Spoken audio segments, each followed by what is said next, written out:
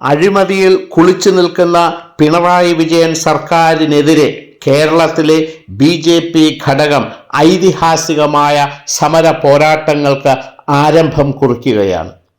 സ്വർണ്ണക്കടത്തും രാജ്യദ്രോഹ കുറ്റങ്ങളും അട്ടിമറിക്കുന്ന കേരളത്തിലെ പിണറായി വിജയൻ സർക്കാർ രാജിവെക്കണം എന്നാവശ്യപ്പെട്ടുകൊണ്ട് BJP തിരുവനന്തപുരം സെക്രട്ടേറിയറ്റിലേക്ക് പ്രക്ഷോഭ മാർച്ച് സംഘടിപ്പിക്കുന്നു.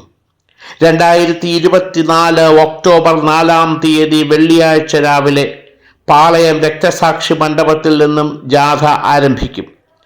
മുൻ കേന്ദ്ര സഹമന്ത്രി ശ്രീമാൻ V മുരളീധരൻ ഉദ്ഘാടനം ചെയ്യും.